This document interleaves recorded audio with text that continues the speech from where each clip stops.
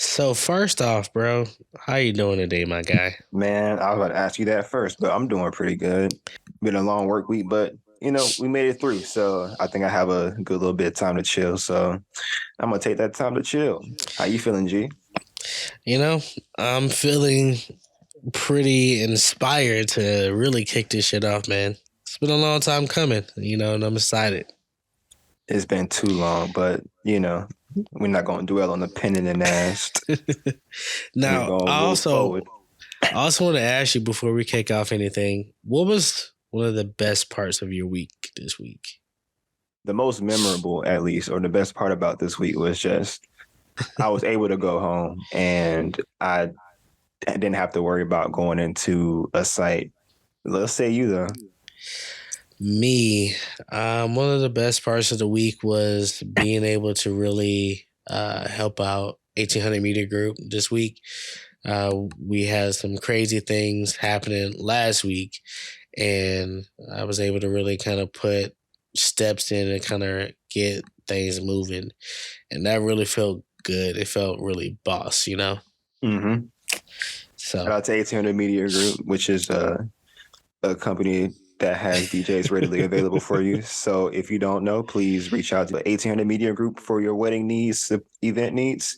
You know, shameless plug, right? shameless plug, right? We got to at least one time for one time. One time for the one time. Yeah, what are we talking about today, my boy? So we're gonna let's talk about gaming history real quick, right?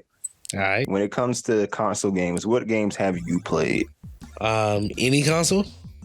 Any yeah, just name the list of consoles that you played and Okay.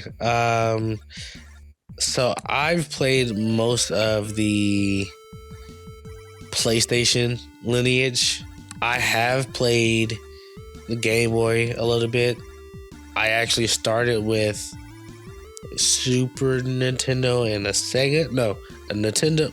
I don't remember where I started, but somewhere between a Super Nintendo, and a Sega. Now, I didn't play the Nintendo as much. Super Nintendo is where I really formed my earliest thoughts, like Donkey Kong Country type shit. Mega Man on Sega. But anyway, I've dabbled and dabbled in some Xbox, but I've never really were able to get into playing Xbox. I didn't really like the flow. I didn't like the way the controller felt in my hand. okay, yeah. It's Yeah. probably, you think it's because you played the PlayStation lineage, you were exposed to that first, and so you just was like, But remember, I was exposed to Nintendo first, so Nintendo had small controllers. So then yeah, Sega. The Sega did have big ass controllers. I had them, like a battery. right. So and you know what's crazy? You remember? I don't know if you remember much of it, but Nintendo and Sega did have this same kind of back and forth battle similar to Xbox and PlayStation, right? Yep. Because of how the game plays and what games come out, the kind of exclusives that come with those kind of games, things like that. Yeah, but the Sega Dreamcast wasn't hitting on nothing, and that's what really got them. I mean, here's the thing: the Sega Dreamcast, it may have had some solid hits, but tell me, do you have any, like, when you really reminisce on games, do you ever think about Sega Dreamcast type games? Actually, not Sega Dreamcast. Nah, not at all. But yeah, that's what I'm saying. I did play, like, just like you, I did play a lot of Nintendo. Yeah. I started off with the Super Nintendo, and then I played the Nintendo, even though the Nintendo came first. And then my mom got me a 64, so I played that a lot. Yeah. I played that a lot. So like games like Donkey Kong Country, games like Banjo-Kazooie. Was Zelda on that one? Because I didn't really play the 64. Zelda, Majora's Mask, and there's another one. There's two that came out on that game. That was the first time I was exposed to 3D gaming, was with the Nintendo 64.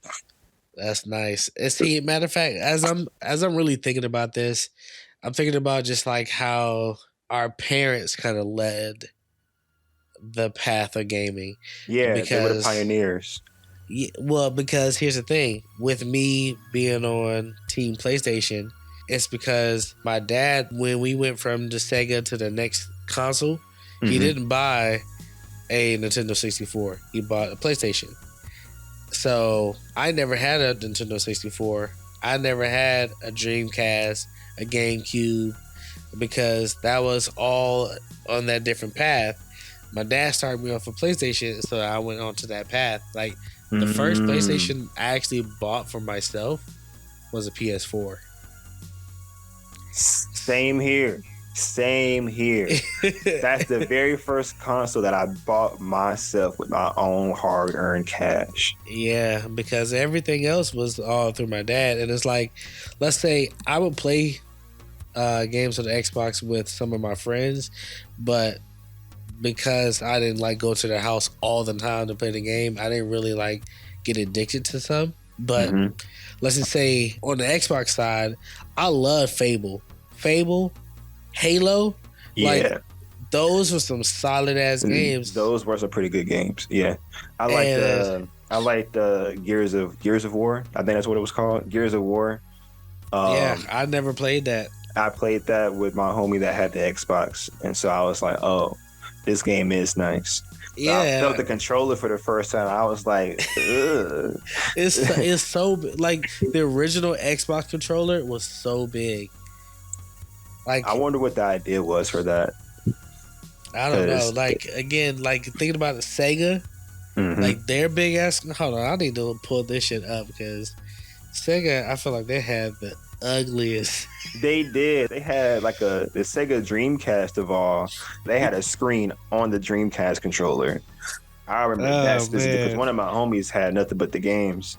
No, hold on. That's the Genesis. The Dreamcast, it was so big. Like, it was his own thing. Like, it was his own console. For real. Yeah. And you know, thinking about that, right? Which era do you think is the best generation of gaming? Oh, easy. No contender. That is the PS2. PS2. Why you say that? Because, man, I feel like that was right when gaming went online. So you can play some online games.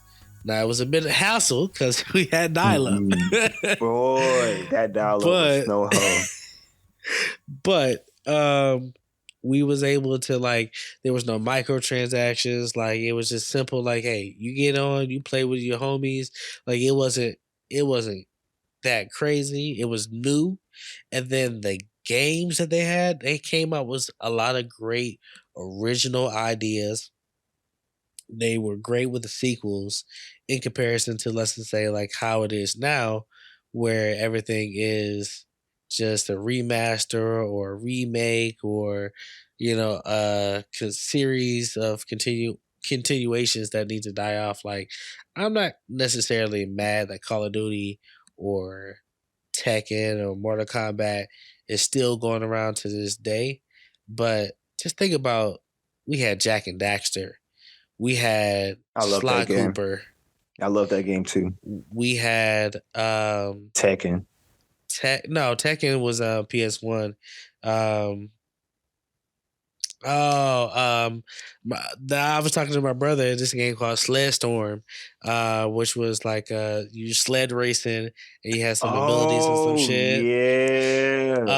SSX Tricky. Boy, I was about to say that. Yeah, SSX was crazy. Crazy. Blitz, NFL Blitz, NFL Streets, NBA Streets, Def Jam. I played Blitz on the Nintendo 64 first. See, now here's the thing. Blitz been around for a while, but Blitz like reinvented their formula, I feel like, around that time. Need for Speed Underground. Yeah. Yo, Red Faction. That's when racing, I think racing really took off around that Tony time. Hawk, bro. And it's like, and I think there was some PS1 Tony Hawk games, but PS2 Tony Hawks were like some of the best. Underground 2. Bro, yeah. Some of the best. So again, I feel like that's when Ratchet and Clank, like people had new ideas and they were really making some good shit. One of the best Call of Duty games, Modern Warfare. It came out PS2 era.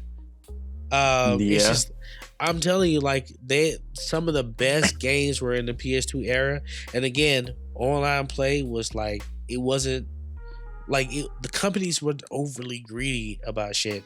You're right. It was just about you had to work hard to make a good game, and then games worked. The companies had to have actual game testers to play the game front to back to try to break the game before they actually sent it out, instead of just sending out a DLC or a patch update every year, because you didn't have no patch updates. Now there were some broken games though, I will say that. I mean, there was games that was buggy, but honestly, I feel like that was part of the charm of it. It's like you just kind of took it as this shit kind of janky in this one little area or whatever. But it wasn't like, oh man, the game was just so unplayable. Like there's games that are released today that are super unplayable, or the complete opposite of what they promised or what they said they was gonna do. Like again, it was just authentic goodness that they were doing. Again, even the sequels, like we were saying, like some of the sports games or Need for Speeds or the Tony Hawks, they had a certain passion that I really feel like that was really put out in that era. I'm gonna ask you, what do you think is one of the best eras? I'm gonna have to agree, as much as I went down memory lane playing like a lot of consoles, because the Nintendo 64 held me down for a good portion of my life before my mom got me the PlayStation 2. Yeah. She like the 64 had held me down for a long time. They got bangers, right? See, as a matter of fact, go ahead. So it's real difficult for me to just be like, all right, Nintendo 64 wasn't the best, but I'm gonna have to say the PlayStation 2 was just the moment I got the PlayStation 2, I went hard body playing those games.